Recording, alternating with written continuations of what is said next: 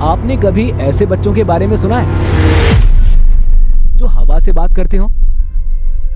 मतलब उनके सामने कोई नहीं है लेकिन उन्हें सामने कोई दिख रहा है। ऐसे बच्चों को शायद आप कहेंगे कि शायद ये पागल है, या कोई कहेगा उसे आत्मा दिख रही है। लेकिन ऐसा होना रेयर होता है ना? अगर आपको भी ऐसा ही लगता है तो आप बिल्कुल गलत हैं, क्योंकि अमेरिका और यूरोपियन देशों में ऐसा होना आम बात है। बच्चा दीवार में देखकर बात कर रहा होगा, उसके सामने कोई नहीं होगा और ये बिल्कुल नॉर्मल है। असल में जिससे बच्चा बात कर रहा है वो एक इमेजिनरी फ्रेंड है, हिंदी में कहें तो काल्पनिक मित्र। अब इंडिया में तो ज्यादातर लोग जॉइंट फैमिली में बड़े होते हैं, नॉर्मली काफी ज्यादा सोशली इंटरेक्ट कर लेते हैं। लेकिन अमेरिका और यूरोपियन देशों में बच्चे ज्यादातर बचपन में अकेले रहते हैं, जिस वजह से वो ऐसे इमेजिनरी फ्रेंड्स बना लेते हैं। जैसे जैसे वो बड़े होते हैं इन इमेजिनरी फ्रेंड्स को भूल जाते हैं। डॉक्टर्स की माने तो ये बिल्कुल हेल्दी है और बच्चे की क्रिएटिविटी भी बढ़ाता है, तो ये तो है कम्प्लीटली नॉर्मल। लेकिन ऐसे देशों के लिए कई बार इस टाइप के बच्चे गंभीर बीमारियों का शिकार बन जाते हैं, जैसे कि सिजोफ्रेनिया।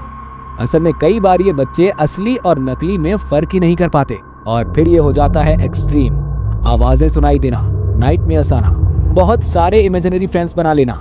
कई बार तो ऐसा रिपोर्ट किया गया है कि एक बच्चे ने कई सारे इमेजिनरी फ्रेंड्स बना लिए, लेकिन इमेजिनरी फ्रेंड्स आपस में ही खेलने लगे और बच्चे को ही इग्नोर कर दिया।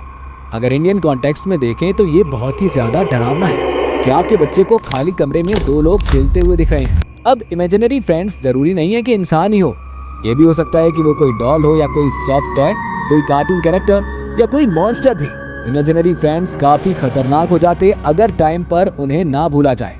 कई बार ये कंट्रोल भी कर लेते हैं। ये ऐसा है जैसे मैंने अपनी कल्पना में अपने साथ खेलने के लिए एक दोस्त बनाया, लेकिन वो दोस्त बुरा है। उसने मेरी ही बॉडी पर कंट्रोल किया और अब वो मेरी जिंदगी ले चुका है। मतलब मेरा बनाया कैरेक्टर मुझ पर ही हावी हो गया है। लेकिन ध्यान देने वाली बात यह है कि वो आत्मा या बुरी शक्ति नहीं है, वो मेरे दिमाग की ही उपज है जो मेरे ऊपर ही हावी हो गई है। अब ऐसे ही कुछ रियल लाइफ सिनेरियोस को देख लेते हैं। मैरी एक 5 साल की बच्ची थी। इसने अपने इमेजिनरी फ्रेंड के कहने पर अपने डॉग को सीढ़ियों से फेंक दिया, अपने क्लासमेट्स का गला दबाने की कोशिश की, अपने घर वालों को चाकू दिखाया, यहाँ तक कि खुद पर चाकू तान दिया। अब एक छोटी बच्ची का इतना वायलेंट चीजें सोचना बहुत अटपटा है। 5 साल की मैरी का कहना था कि वो उसे मार देगा अगर वो उसकी बात नहीं मानेगी। अब अगला 8 साल का जॉन, इसके इमेजिनरी फ्रेंड ने इसको कन्विंस कर दिया था कि उसके फैमिली वाले ही उसको जहर देकर मारना चाहते हैं। एज अ रिजल्ट वो बहुत डरा डरा रहने लगा, अपने माँ बाप पर चिल्लाता, अपने सिबलिंग्स को मारता और घर से भागने की कोशिश करता। लेकिन सबसे ज्यादा हॉरिफिक केस था जेनी स्कॉफिल्ड का। जेनी को 3 साल की उम्र से ही सोने में प्रॉब्लम होने लगी थी और वो ज्यादातर अकेले ही रहना पसंद करती थी अपने इमेजिनरी फ्रेंड्स के साथ। लेकिन जल्दी ही ये सब आउट ऑफ कंट्रोल होने लगा। जेनी ने बताया कि उसका कोई एक इमेजिनरी फ्रेंड नहीं था, बल्कि लगभग 200 इमेजिनरी फ्रेंड्स थे। सबका अलग नाम, अलग पर्सनैलिटी। उसके कई फ्रेंड्स एनिमल्स थे तो कई ह्यूमंस, और उसके कई दोस्त तो नंबर्स थे, जैसे 80 उसका फ्रेंड था। जेनी के अकॉर्डिंग ये एक पूरा वर्ल्ड था जिसका नाम कैलालिनी है, जिसमें ये सारे लोग रहते थे, कई अच्छे तो कई बुरे। जैसे एक कैट जिसका नाम था 400, वो जेनी से कहती थी कि वो अपने आप को स्क्रैच करे, और अगर जेनी ऐसा नहीं करती थी तो 400 उस पर ही हमला कर देती थी। एक वेंसडे नाम का चूहा था जो अक्सर जेनी को काटता रहता था। जेनी चाहती थी कि सारे बुरे दोस्त चले जाए, लेकिन अब ये सब उसके कंट्रोल में नहीं था।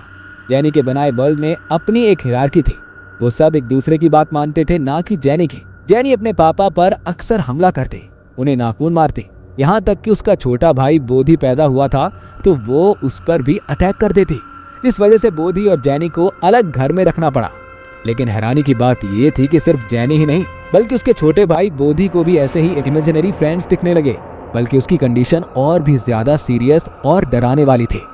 जब दोनों ही बच्चों को इस तरह की रेयर बीमारी हुई तब इन्वेस्टिगेशन हुई और सामने आई एक इन सबसे भी ट्विस्टेड चीज।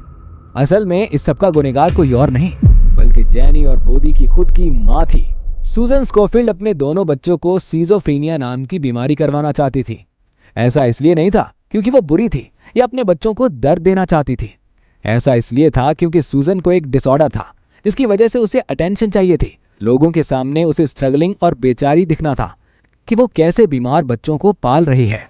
इसीलिए जेनी के बचपन से ही सूजन उसको डॉक्टर्स के पास ले जाती, कहती कि जेनी बीमार है, डॉक्टर्स को जब ऐसे कोई सिम्टम्स नहीं दिखते तो वो ADHD जैसी कम सीरियस बीमारी की दवा जेनी को दे देते। लेकिन सूजन को ये पसंद नहीं आता और वो तब तक डॉक्टर बदलती जब तक कि डॉक्टर उसके मन मुताबिक दवाई जेनी को ना देते। कई बार जब जेनी रिलैक्स भी हो जाती तो सूजन जानबूझकर उससे 400 द कैट या वेंसडे द रैट के बारे में याद दिलाने की कोशिश करती और उसकी सिजोफ्रेनिया को ट्रिगर करती। बाद में सूजन को सजा तो नहीं हुई, लेकिन उससे एक पेरेंट बनने के लीगल राइट्स को छीन लिया गया। बोधी की कंडीशन अब काफी ठीक हो चुकी है, लेकिन जेनी आज भी उसी कैलेलिनी नाम की ट्रेजिक दुनिया में फंसी हुई है। तो आपको क्या लगता है, इमेजिनरी फ्रेंड्स होने चाहिए या नहीं?